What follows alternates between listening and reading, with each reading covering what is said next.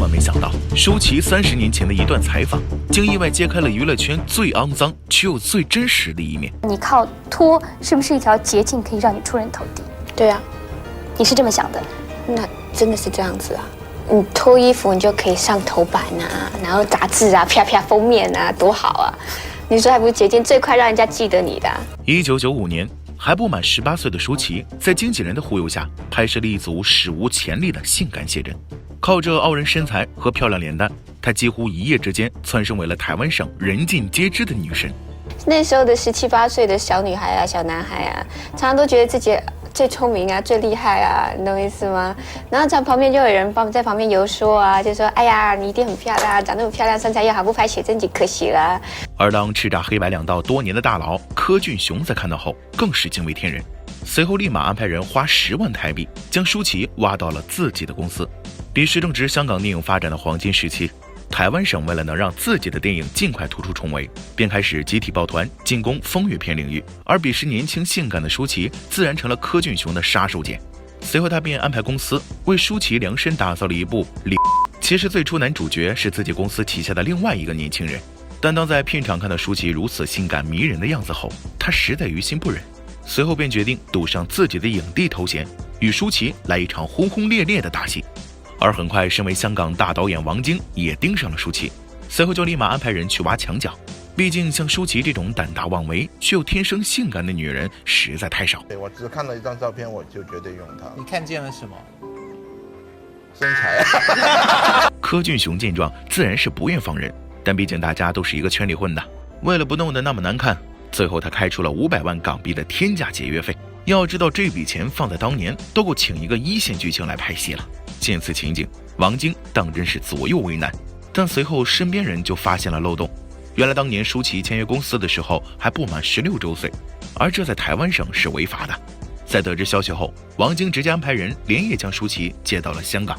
看到自己的摇钱树就这样被人拐跑，柯俊雄当真是怒不可遏，但奈何彼时自己正在参与一些竞选活动，为了维护自己形象，他只能吃下这个哑巴亏。其实此时的舒淇内心十分清楚，这群香港导演费尽心思将自己从水火中解救出来，绝对不是单纯的想要英雄救美，因此他早就做好了只拖3部的打算。那时候来香港之后，3部最多拖3部，就这样子。而为了让自己所做的这一切真的有价值，躲在出租屋的他还开始苦练粤语。事实证明，这一切努力都没有白费。1996年，香港导演为其量身打造了一部玉，直接让舒淇原地起飞。而随着杂志、电影以及报纸等各方面宣传力度不断加大，不少大老板和黑道大哥也都开始变得心神荡漾。随后更是直接喊话王晶，只要能将舒淇安排过来跟自己吃个饭，价格随便开。而看到王晶装聋作哑不敢回复时，这群大佬甚至还想过到片场抢人。不过在项家的保驾护航下，那群人最终也没有闹起什么风浪。见此情景，舒淇也不再多说，直接火力全开，1年接拍了5部大戏。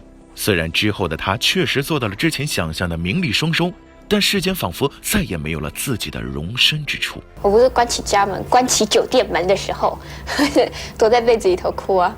更让他感到无地自容的是，在回到台湾省过年时，家里的亲人和亲戚也全都知道了他的所作所为。虽然没人主动提起这件事，但母亲却一夜为他白了头。看着这个曾经对自己非打即骂的狠心女人，如今变成了这副模样，舒淇心中第一次产生了后悔的想法。你给妈妈操这么多的心，而她是真的这么心疼你，她不是只有骂你或者打你。对。不过可能是老天爷真的可怜他。1992年，大导演尔冬升开始在香港筹拍男女。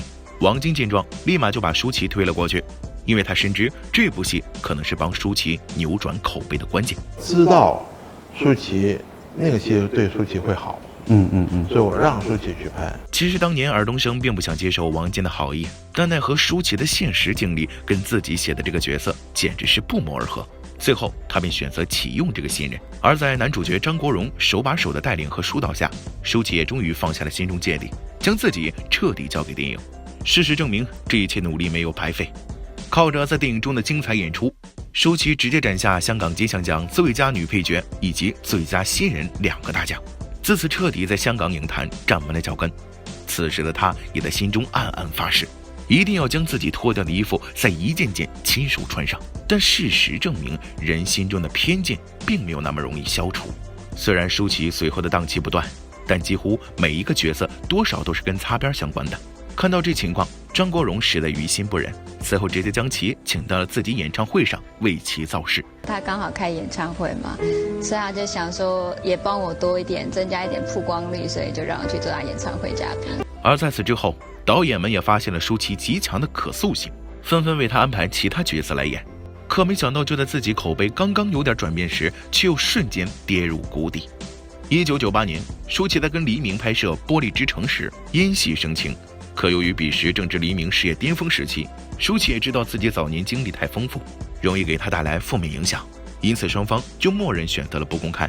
但这一切却根本逃不过狗仔们的法眼。随着二人恋情在小报纸上被曝光，黎明的粉丝们便立马对舒淇展开了前所未有的诋毁和谩骂。可此时黎明却选择了默不作聲，甚至在面對記者採訪時還聲稱二人只是朋友。舒淇咧，佢只不過喺我娛樂圈裏邊咧多個好朋友啫，我有好多好朋友。OK， 人都需要朋友嘅，但係唔係拍拖，絕對唔係。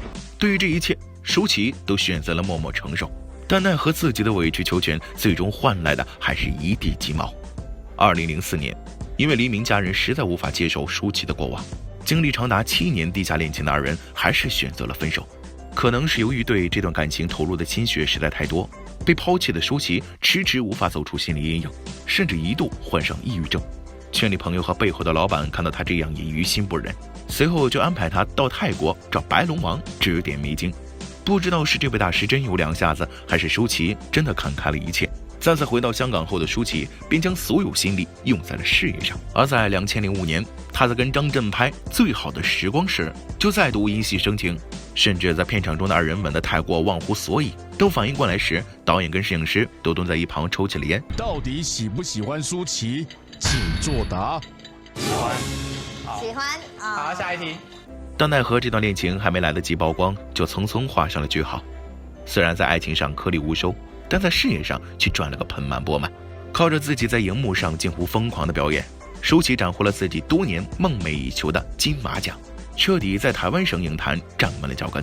而在獲獎的第一時間，他就給母親打去了電話，因為他想讓親人和所有親戚朋友都知道，自己並不是他們口中只會脫衣服的爛貨。其實我覺得最重要的那個金馬獎拿的那個獎項，真的是給我們家裡的人的一個定心丸。事實證明，愛真的能夠讓人滋生羽翼。有了家人鼎力支持後的舒淇，便開始在影壇上大殺四方。無論是馮小剛的《非誠勿擾》，姜文的《一步之遙》，還是成龍的《12生肖》和周星馳的《西遊降魔篇》，他全都交出了令人滿意的答卷。而在2016年，舒淇更是靠着侯孝賢的《刺客聶隱娘》斬獲亞洲電影的最佳女主角。事業達到巔峰的她，也終於迎來了自己的真愛馮德倫。而在跟對方拍攝婚紗照時，她更是展現出了跟20年前接受採訪時一樣單純的笑容。如果那時候我事業如日中天，但是有一個很愛我的男人說要跟我結婚，我會選擇結婚。此時被愛情和親情雙重環繞的舒淇，終於徹底掙脫了內心枷鎖，開始真正意義上的為自己而活。而在近幾年，無論是出席各種活動紅毯，還是參加資本盛宴的她，總會成為最搶眼的那一個。甚至有時候就算不修邊幅也是如此。而對於如今明星們普遍存在的容貌焦慮，她更是早已看開。然後怕自己不紅了啊，這些都有。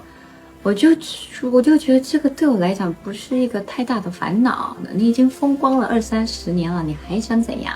對吧？第一，第二，你就算不紅了，那又怎樣呢？你怎麼樣都不會你沒紅之前還辛苦吧？因為你至少紅過了。從一脫成名，險些毀掉自己人生的無知小丫頭，到一件件親手給自己穿上衣服，成為人人羨慕的大女主。直到這一刻，我才徹底明白，什麼叫做真正的性感。